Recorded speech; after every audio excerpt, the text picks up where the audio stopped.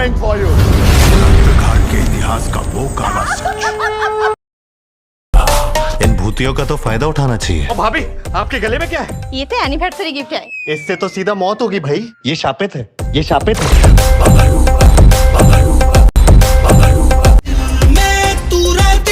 हम तुम्हारी ये बाबा सर्विसेज यूज करना चाहते हैं। मेरे जीजा जी की बेटी पिछले साल हम सबको छोड़ के इस दुनिया से चली गई।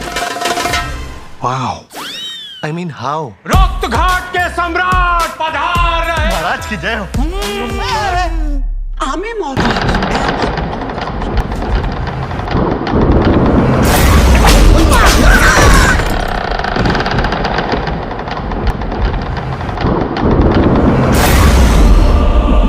इतिहास के पन्नों में इसका जिक्र कहीं नहीं था कि अगर ये तूफान था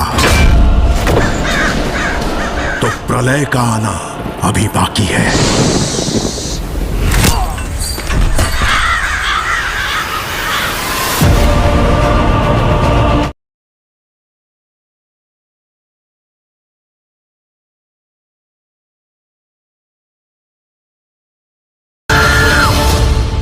Manju, I am coming for you. गांव में सबको घूरने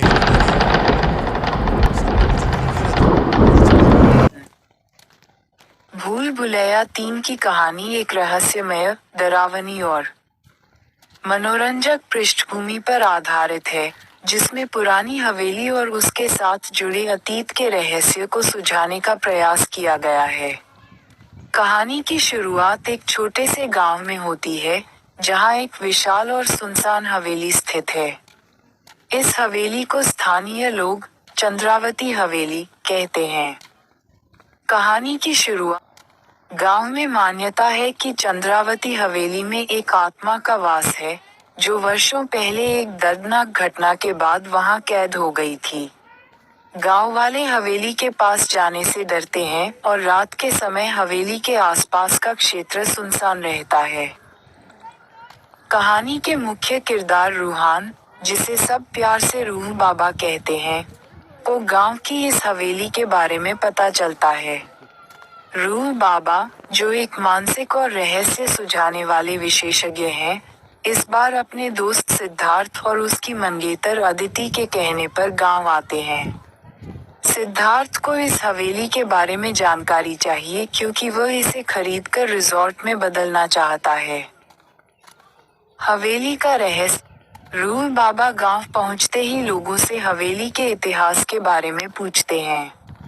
उन्हें पता चलता है कि चंद्रावती, जो इस हवेली की मालकिन थी, एक खूबसूरत नृत्यांगना थी। चंद्रावती को उनके पति ने धोखा दिया और फिर उसे हवेली में बंद कर दिया।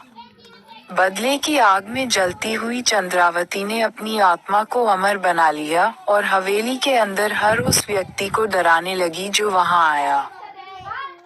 गांव वालों का मानना है कि चंद्रावती अब भी हवेली में रहती है और जो भी उसकी शांति भंग करने की कोशिश करता है, वह उसे सजा देती है। हवेली में रूह बाबा, सिद्धार्थ और अदिति, साथ में कुछ और दोस्तों के साथ, हवेली में कदम रखते हैं। शुरुआत में सब कुछ सामान्य लगता है, लेकिन जैसे जैसे वे अंदर जाते हैं, अजीब घटनाएं शुरू हो जाती हैं। कोई अदृश्य ताकत दरवाजे बंद कर देती है, दीवारों पर रहस्यमयी आकृतियां उभरने लगती हैं, और हवा में अजीब सी आवाजें गूंजने लगती हैं। रूह बाबा अपनी तंत्र मंत्र और मजाकिया हरकतों से माहौल को हल्का रखने की कोशिश करते हैं, लेकिन धीरे धीरे वह भी महसूस करते हैं कि इस बार मामला गंभीर है। चंद्रावती की कहानी। रूह बाबा को हवेली के पुराने दस्तावेजों में चंद्रावती की असली कहानी का पता चलता है। चंद्रावती ने अपने पति को मारकर आत्महत्या कर ली थी। उसकी आत्मा को मुक्ति देने के लिए उसके पति की आत्मा को भी शांति देनी होगी। लेकिन समस्या यह है कि उसका पति हवेली के पास एक पुराने कुएं में बंद है।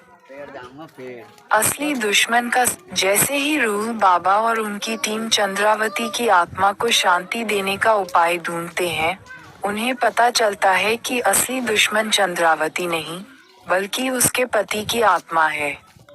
उसका पति चंद्रावती को दोषी ठहराकर खुद हवेली पर राज करना चाहता है। उपाय और अंतिम लड़ाई। रूह बाबा अपने तंत्र मंत्र और तेज दिमाग से चंद्रावती और उसके पति की आत्मा को आमने सामने लाते हैं। वह दोनों को ये समझाने की कोशिश करते हैं कि उनका झगड़ा केवल विनाश लाएगा। अंत में चंद्रावती अपनी सारी शक्ति लगाकर अपने पति की आत्मा को खत्म कर देती है और खुद को भी शांति देती है। अंत और संदेश। हवेली अब पूरी तरह से शांत हो चुकी है। रूह बाबा, सिद्धार्थ और अदिति गांव वालों को बताते हैं कि डर केवल एक भ्रम है, जिसे समझदारी और साहस से हराया जा सकता है। तारांकन नोट। तारांकन, ये कहानी काल्पनिक है और भूल भुलैया 3 की आधिकारिक कहानी से अलग हो सकती है।